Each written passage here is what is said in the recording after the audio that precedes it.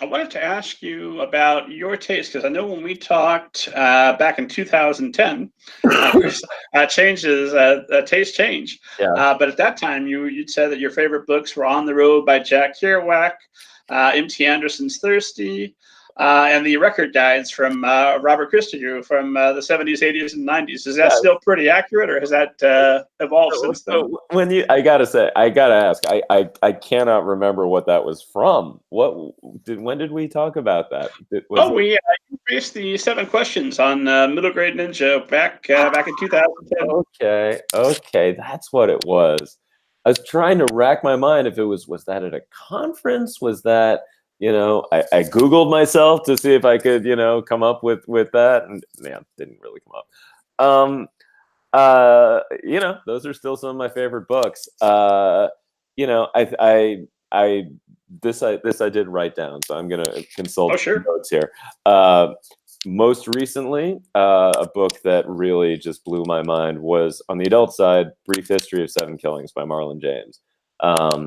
Which is sort of his story of Bob Marley, but wrapped up in many, many different layers, and just amazingly told. I mean, that book absolutely blew my mind. Continuing on the music theme, the Springsteen memoir, Born to Run. I mean, that was really, that's still probably, that took the place of Keith Richards as like the all-time best, rock star memoir I've ever read. And just, I mean, it's just, I tend to think of Springsteen as a thoughtful guy. I never really sort of realized just how thoughtful he is. And seeing that was really, just spectacular. I don't know. For kids, I think a lot of the middle grade that has been growing on me lately has been the stuff that I've been reading with my kids. I have a 10-year-old and a 7-year-old. The 7-year-old is very into Wimpy Kid right now, and I won't say that's one of my favorites, but I do appreciate it. But we've been going through Percy Jackson with my 10-year-old, and I got to say that has really, really grown on me. The first one, I just remember thinking, God, what a ripoff of Harry Potter, and as a classicist, God, he just totally played, fast and loose with that stuff. But as we've read the books and as they've gone on, I'm really impressed with not only his inventiveness in terms of plotting and situations and how he can, really just build this world and keep it all together. But also the characterization. I think the characters, as he's introduced more characters, they seem, much deeper and more thought out and more recognizable as they go along. I mean, I feel like Leo and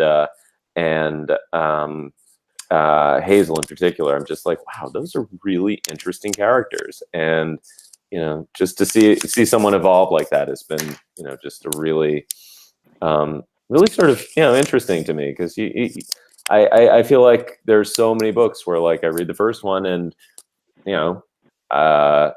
if it's great. I feel like I've read all I need to read. I don't need to read the next in the series. And if I don't like it, I'm definitely not going to read the one in the series. So I'll give credit to my son Henry for pushing me through on those. And Mr. Riordan, if you're listening or watching, or what if your people are listening or watching, I love Percy Jackson. I didn't see any resemblance to Harry Potter whatsoever. Please come on the podcast. That will be an amazing conversation. Let me ask you about humor, because you mentioned funny books. Obviously, that's extremely subjective. So if somebody's trying to tickle your funny bone, what's the kind of stuff that makes you laugh? What are books that have made you laugh? Oh gosh, that is one of the hardest things. I mean, it could be anything really. It could be be anything. And I said I wasn't looking for like sort of gross out bathroom humor. The Day My Butt Went Psycho. I mean, that it's a perfect title, It's and a classic. it's hysterical. It's a hysterical book. You know, I don't know, something like Wonder. Actually, it has some very funny moments in it. It really does. And you know, obviously, it's a very, you know, it's a real tearjerker, heart, you know, it pulls at your heartstrings. But it, you know, it's got funny stuff in it. Percy Jackson is very funny.